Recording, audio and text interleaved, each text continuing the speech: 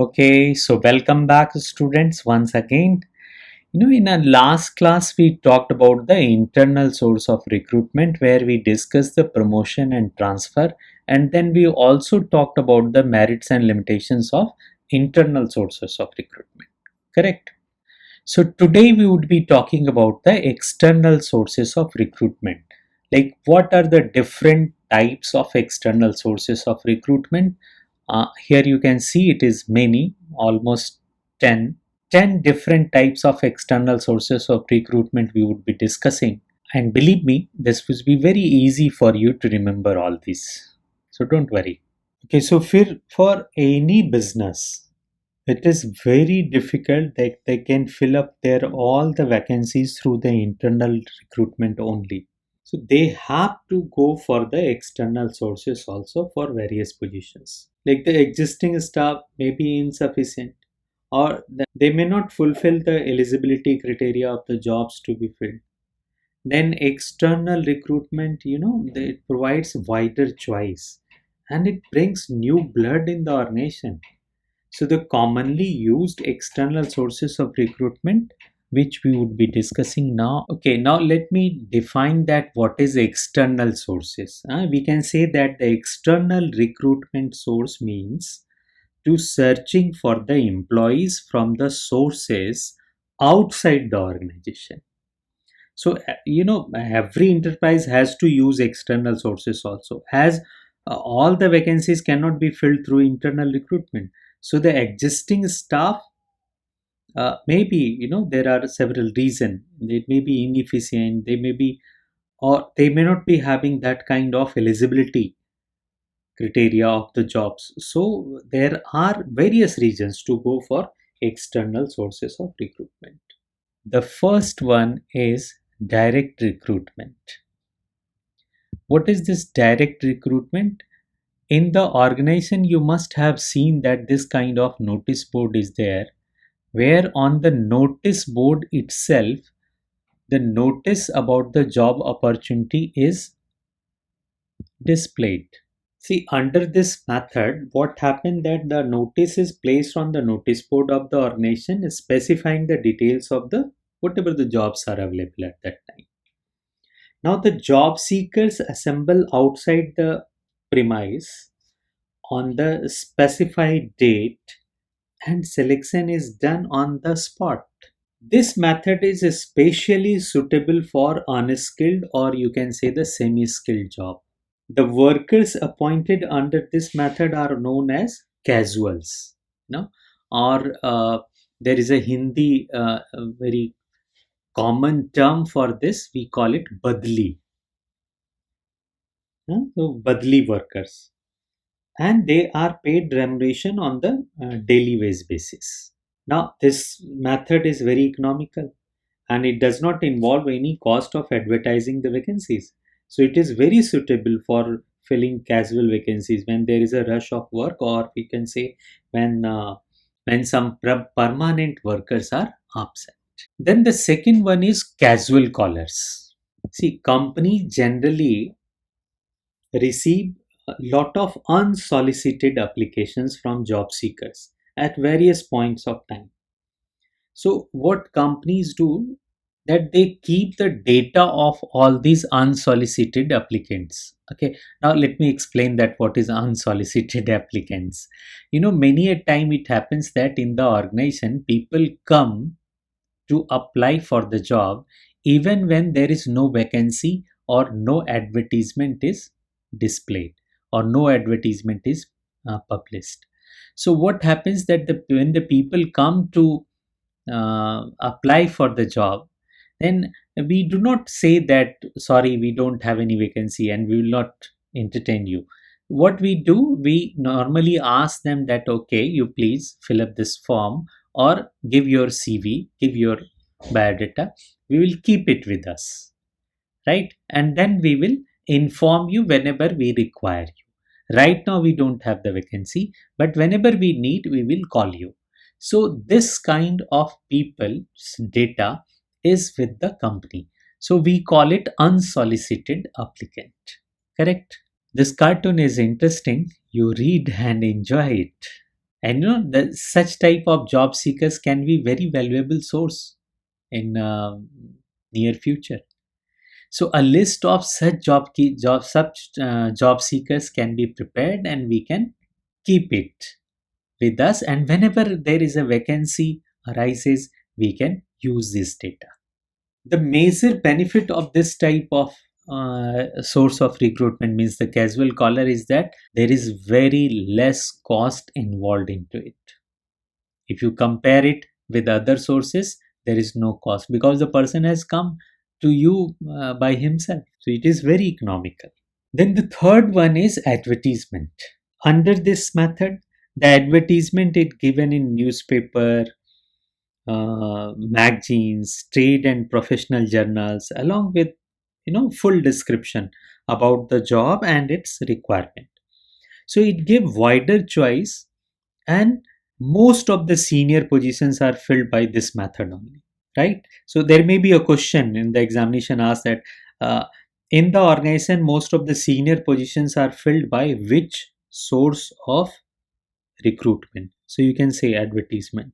The advantage of this type of source is what, means the advertising is what, that more information about the organization and job can be given easily, and management will have a wider range of candidates for selection.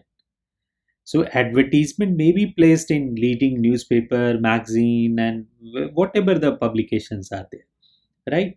So one more thing, advertisement may provide flood of response, and many a times it becomes very difficult that how to scrutinize them, right?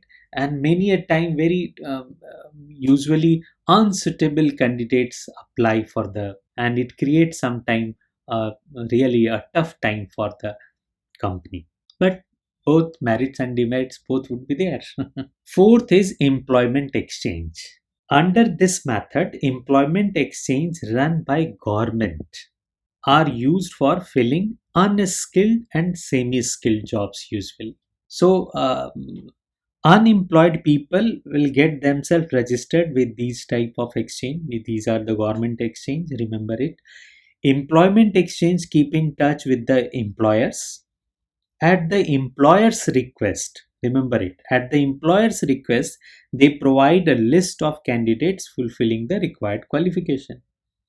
In certain cases, this also happened that it has been made the it has been made obligatory for the business concerned to notify their vacancies to the employment exchange, especially for the government department. So employment exchange serve as a link between job seekers and employees, correct? See, however, it happens that many times that the records of employment exchange are not up to date. You know that, and many of the candidates referred by them may not be found suitable. But now the government is changing, they are also coming on the digital platform for all these things, and things are improving. Fifth one is the placement agencies and management consultants. I would say that it is almost like employment exchange. The difference is that the employment exchange was being run by the government, and these are run by the private sector. So, under this method, the services of placement agencies and management consultants like ABC Consultant, this is very famous, ABC Consultants, and there are many more.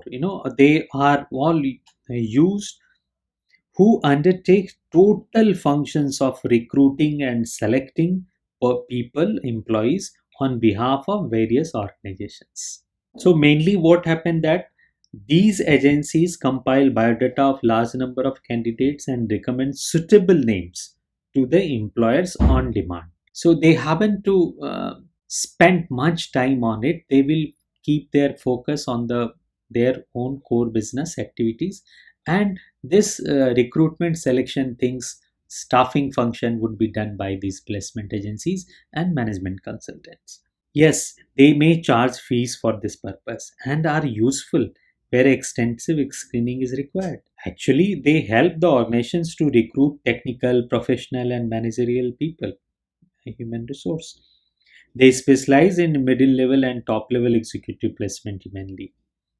So these professional recruiters can also attract the needed top executives from other companies also, by making the right offers. So usually they maintain the data bank of persons with a different qualification and skills, and even advertise the jobs on behalf of their clients to recruit the right type of. Then the next one is campus recruitment.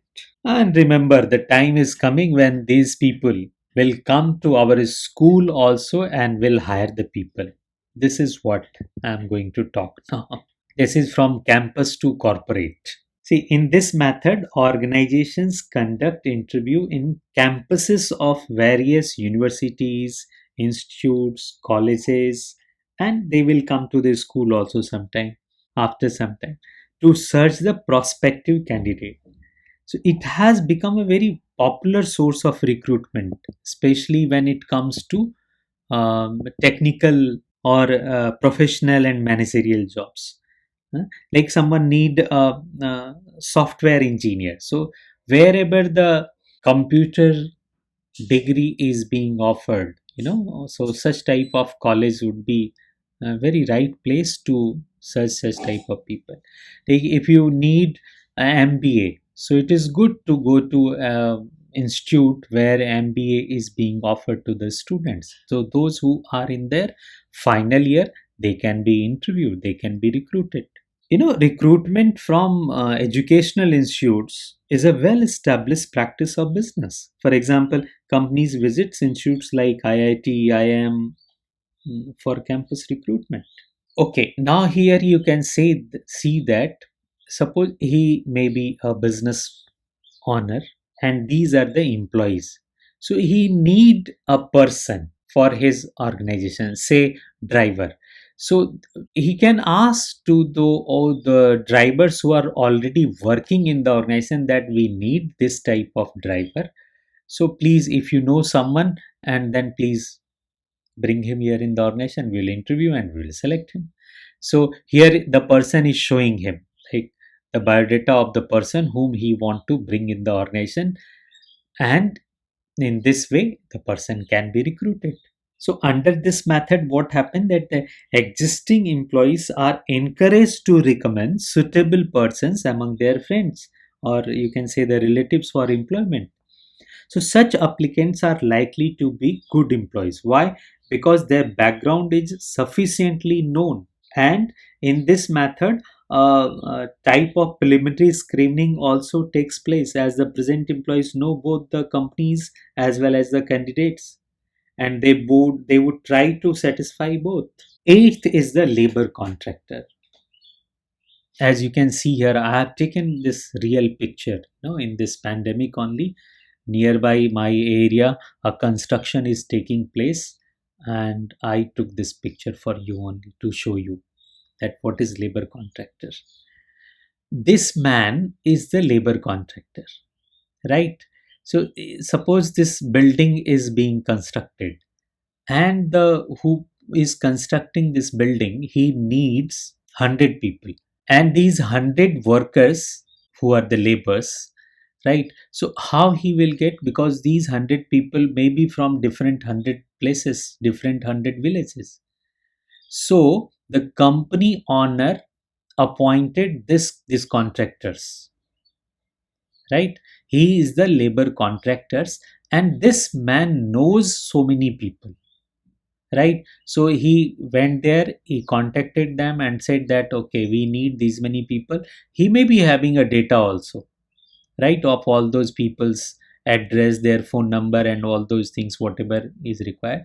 And then he is also ensuring that they are not having the fever, or they are not COVID positive. So taking all the precautions, you can see when all these workers are also wearing the mask, and दो गज की दूरी and mask hai zaruri, both are being followed here. Good. So how will you write it? You will write, under this method, intermediaries known as agents or labor contractors are used for hiring unskilled and semi-skilled workers. The contractors keep themselves in touch with the labor and can provide required number of unskilled workers at short notice. And these workers are recruited through labor contractors who are themselves employees of the organization. Correct. However, if the contractors himself decide to leave the organization, suppose this person is leaving the organization, then all the workers employed through him obviously will follow him. So this is a problem because he is the leader of all these workers in a sense.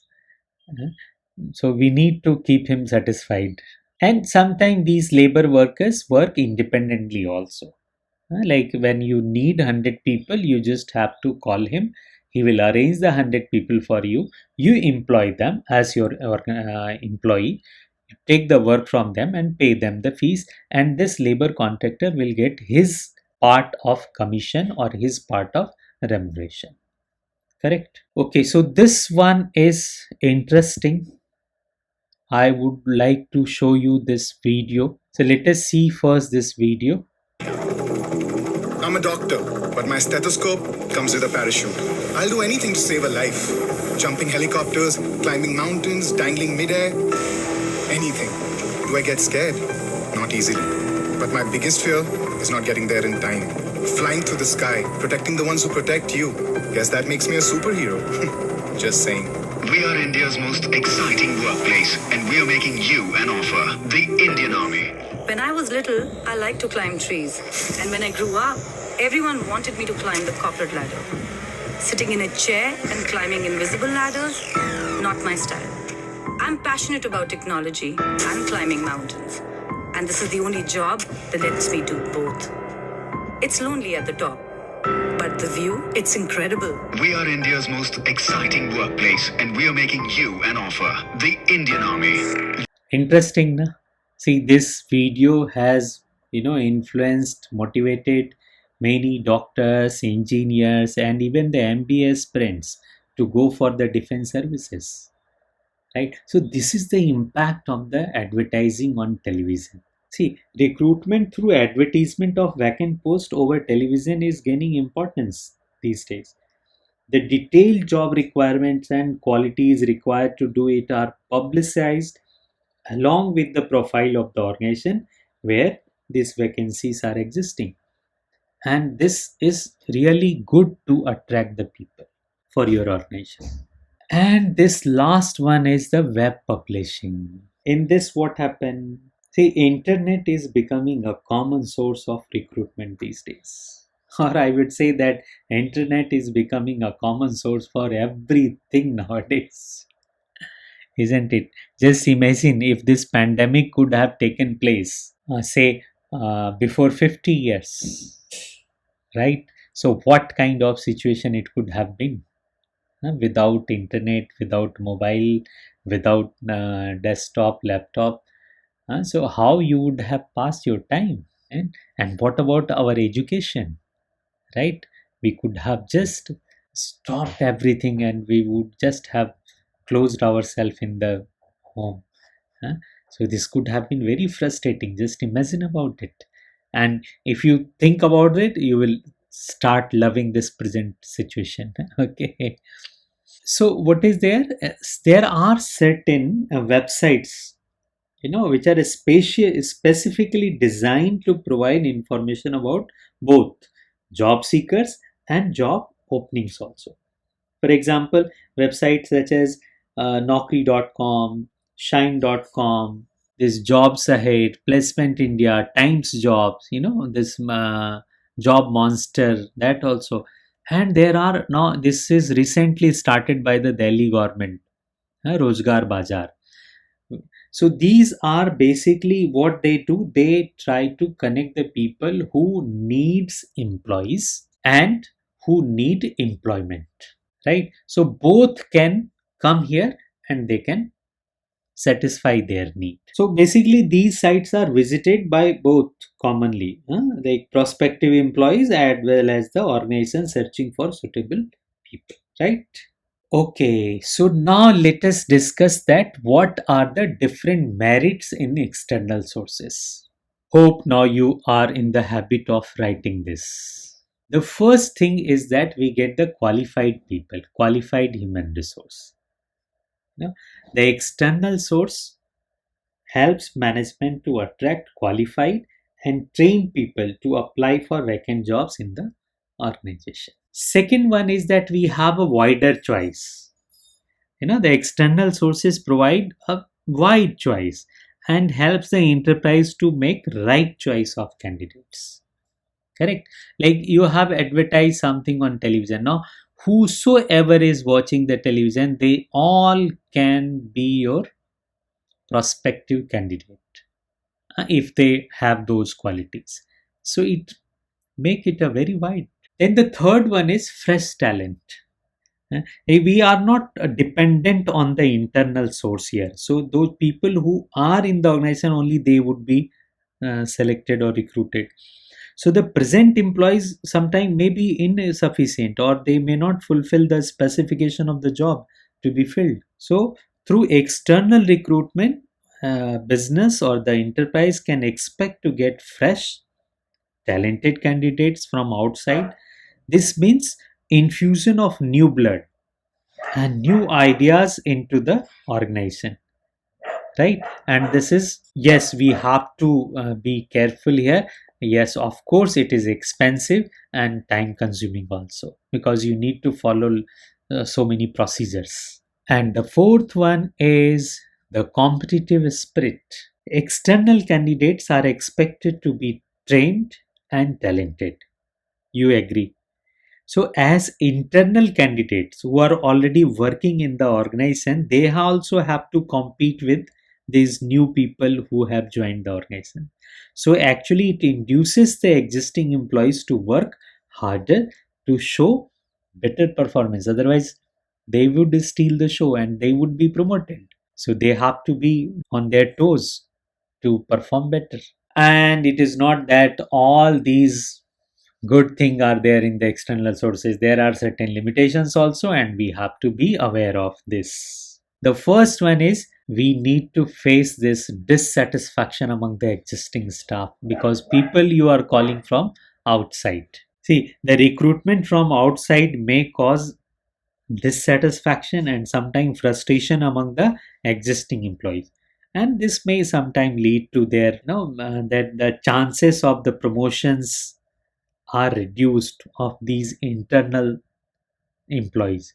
So naturally they would be not very happy, very satisfied with this. And yes, this external source of recruitment is of course lengthy process because you need to follow all the steps. There is a process. First you will advertise it, then people will apply, then you will go for their um, selection procedure, and this is a lengthy process. And then the third limitation is what? It is a costly also because it is very costly to recruit staff from external sources, as lot of money is spent on advertising and processing the applications and doing all those things. So this will be challenge. Okay, student, this would be very nice to understand basically the difference between the internal recruitment and external recruitment source, right? So one we can differentiate of course on the basis of the meaning. Here we'll say that it refers to making use of existing staff. Those who are working with us only, they would be used to fill up the vacant job. And in external, what we do, we search for employees from sources outside the organization, right? Then second may be choice. If you differentiate between these two, obviously it has limited choice because you have to choose from within the organization. This would have wider choice. If you compare it on the basis of the economy, naturally internal source would be cheaper and this would be costly. If you compare it on the basis of the time, naturally this will take less time because you have to use people from your own organizations, right? And this would require a lot of time. Then what would be the motivation of those people who are being recruited?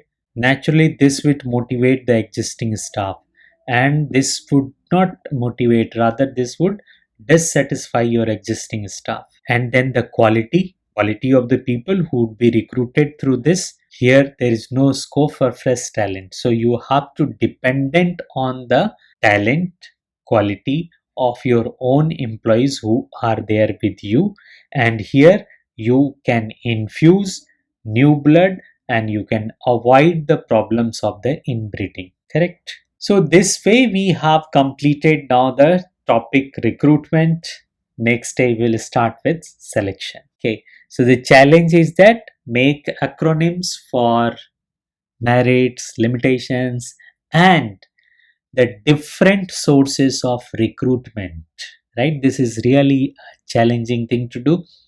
Now let us make a very nice acronyms and put it here in the YouTube channel only, so that it can help other student also. Okay, thank you. Remain safe and happy. Thank you.